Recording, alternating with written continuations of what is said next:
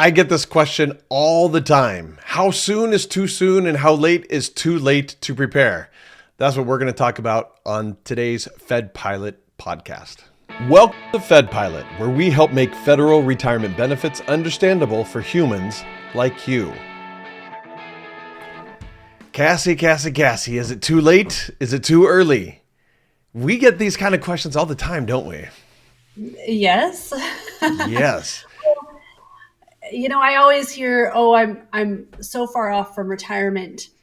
I'm not ready yet."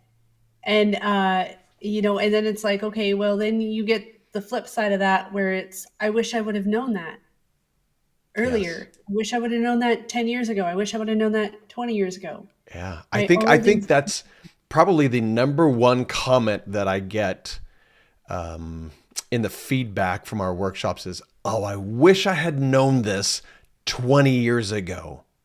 So if a lot of people are retiring around 30 years and they wish they had known this 20 years ago, those who have been in the workforce for 5, 10 years should already be starting.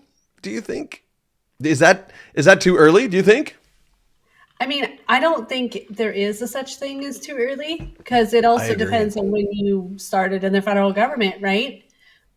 Some people begin after they've already completed another job and are receiving retirement pay from another source, whether that's state or local or military or whatever. It can depend on that situation. I believe, planning for retirement as early as possible is the best solution, because there's things, tweaks that you can make, or things you can put in place to help you really be set up for success moving forward in that retirement plan. So I don't think there is ever an too early time to start Right. planning, Yeah. but unfortunately, we often get the latter. Yeah. Um, I think we have all seen, Cassie, you and I have seen this a lot, but I think just about everyone by now has seen where you put in like a $300 a month from 20 to 30 and then don't put it anymore. And you're going to have, because of compounding, you're going to have so much by the end when you retire. If you just did that, you're going to have a whole bunch more. So a lot of little movements and a lot of little things right at the beginning can make a huge impact later on. And yet, most federal employees will put stuff into their TSP because it's there and they want to get the match, but that's about as much as they manage it. They just put it in and they don't realize that, oh, if I do it this way and if I change it as the economy changes and if I do this and this and actually work with it, the amount could possibly be, I can't say numbers, of course, Mhm.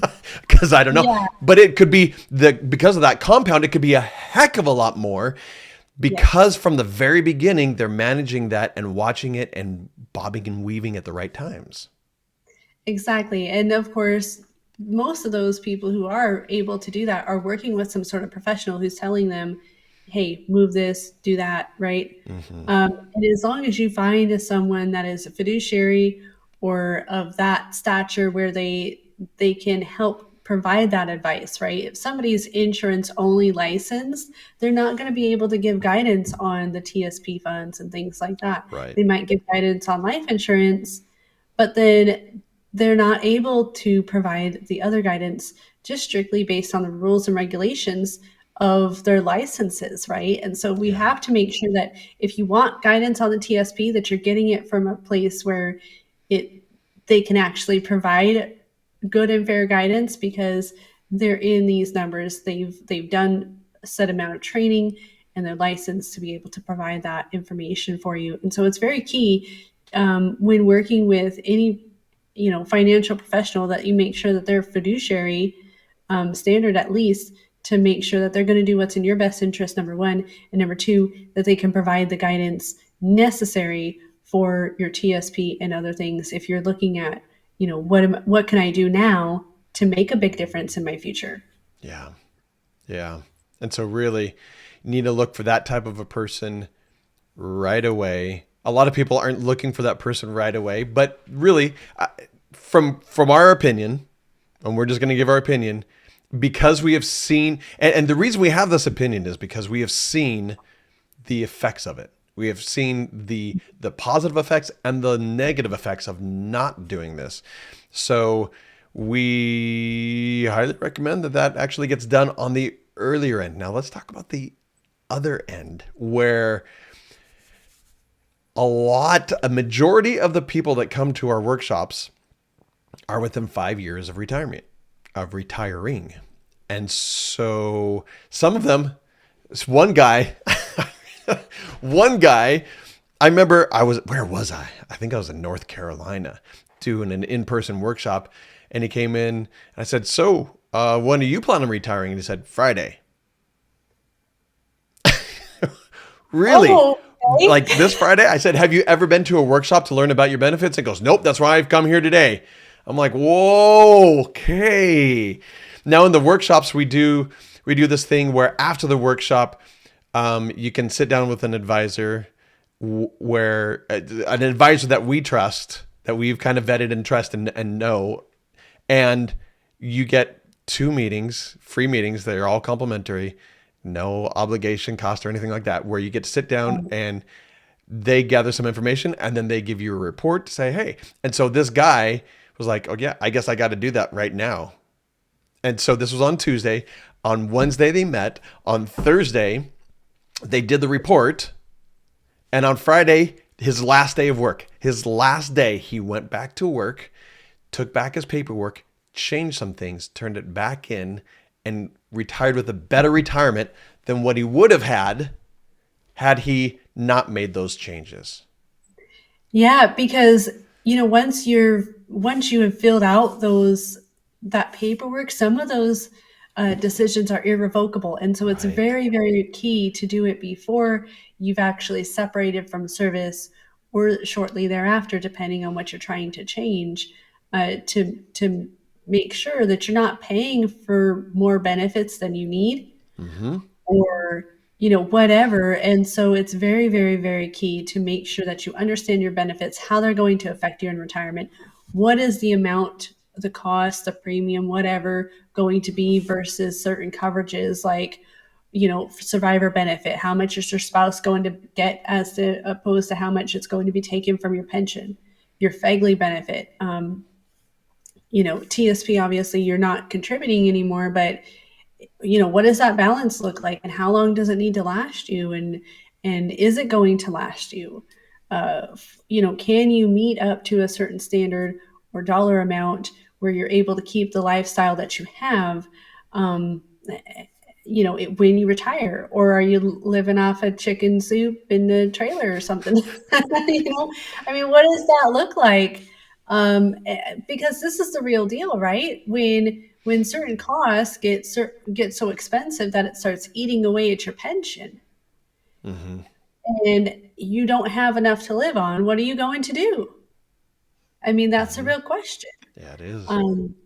And I think people need to take a look at worst case scenario, best case scenario, and the financial professionals that we work with, that's what they do day in, day out with federal employees, and they're making sure that everything is in good order, that they understand the consequences, good and bad, to what's going to happen with their pension and their benefits and all of that sort of stuff. And so it's very key to getting that report and making sure that planning is done as soon as possible, because that's when you're then in a crisis planning. And haven't you had people in your workshop, Kevin, who have come and they're already retired? Yeah, and that's where I wanted to get to next. Was a lot of people think, whoa, that's almost too late. 1 week before. Well, I had one guy. This is the extreme. The longest retired person that has come to a workshop he was retired for 20 years. Wow. And he was coming to figure out how to fix what was already broken. And I could just go on and tell stories about this, and he's not the only one. It is not uncommon for us to have people come into the workshop who have already retired. And then they start realizing, oh, I should have done, oh, dang, I can't, that's irrevocable, huh? I should have done that. Or how much time before I have to change this one because I did that one wrong? Or, boy. And so, Cassie, I don't know if you would agree with me, but I think the answer to how late is too late, I don't know that it's ever too late, but the more, and okay, actually, I'm going to go back to the beginning. This is my theory, and this is the way I've seen it, and I don't know if you'll agree with this, but when you start your federal service, we ought to be planning from that point on. The longer we put off planning, the more the government is making the decision for us. Yes. And as we get closer, they have started, well, it's going to be this. And then when we retire, decisions are made, and then we have some time to change things or not, but the more, and we don't want the government to make our decisions. Right.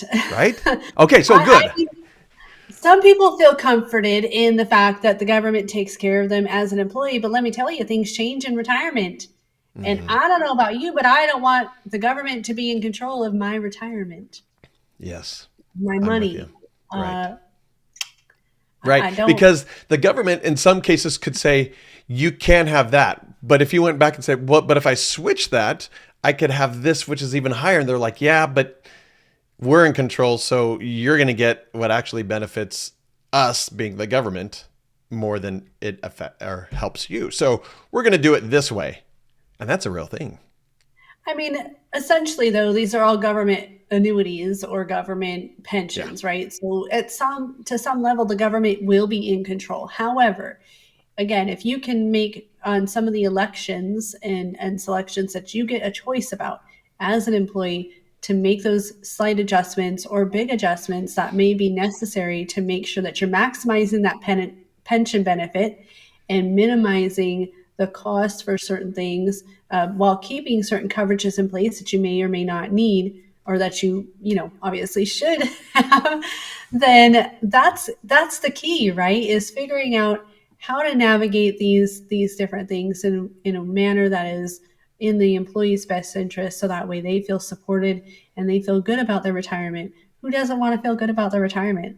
I mean, I've got goals, right? And I want to feel like I have power within that time of my life to have freedoms and to make those goals happen. But if I just leave it to chance and say, okay, Mr. Government, go ahead and do what you want, and I'm not even going to pay attention to how much is being taken out of my pension benefit for FEGLI or FEHB or whatever, and I'm eventually I've actually heard stories where some retirees will owe the government money, or they'll have to make certain changes when they're 80 to 85 years old because proper planning wasn't done 20, 30, 40, 50 years ago in that plan to ensure that they didn't have no pension right when they need it most. Yes. And of course, even in getting cost of living adjustment, that's barely keeping up with inflation.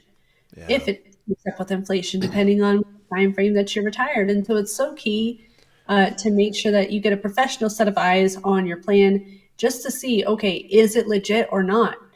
Can things be changed or not? Should adjustments be made to ensure you have a better situation moving forward? I don't know about you, but I want to mind another opinion. Even if you are retired, make sure you're getting a professional look at that information, because it never hurts. There are some benefits that you can decrease that you can never get back. But again, you don't want to make those adjustments and then also hinder yourself if you do need a certain coverage or income or what have you. And so it's very, very key to make sure that you're getting your pension and your benefits taken a look at with somebody who understands the federal program, right? Because then there's the other kicker. Okay, I'm doing my planning, but I'm doing it with a financial professional or someone who doesn't understand my benefits. They might not be able to provide the correct guidance for you. They can tell you what OPM says. They can tell you what HR has already given you, but they're not going to give you anything more above and beyond, and if you should make a deposit for that military service, or what is going to be the financial impact on making deposit for non-deduction service, or what's going to happen because I had part-time service, or whatever the scenario is for you. When can I take my TSP penalty free? I mean, all of these different questions are things that financial professionals who are in our network, who deal with the federal employees on a regular basis, understand how to coordinate all that and can answer those questions for you. Yeah. Boy, you brought up so many points. I was like, oh, we could do a whole podcast on that one and that one and that one and that one and that one. I guess I'll have to wait for another time, but so many good points. Great. All right. So is it ever too soon? No. Is it ever too late? It depends. Right. It does depend. It does depends on. It depends on. Just so many factors. Age, how far away you are from retirement. Do you need the money? Do you not need the money? One comment you said was that it could get messed. I'm paraphrasing what you said, but things could get messed up when you need it the most. And when we need it the most typically is when we're at the point where we can't work anymore, where going back to work is no longer an option. And all we have is whatever is already there.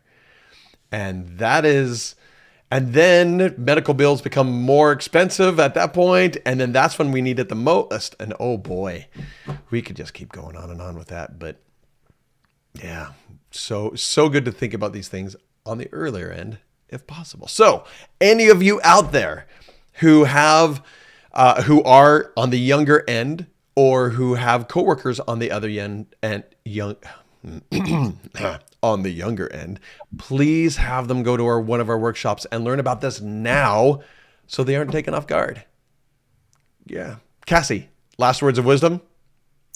Just take action. If you're not sure about something, if you're curious about something, if you think it's too early, says who? We'll get a plan, talk to somebody, start somewhere, because if you never start, you never start. Love it. Great. Thanks. We'll see everyone next time. Tens of thousands of federal employees have relied on the Fed Pilot workshops to help them navigate the complex world of federal retirement benefits. Join us at one of the many Fed Pilot workshops held each month. Register for free at fedpilot.com, and we'll see you there.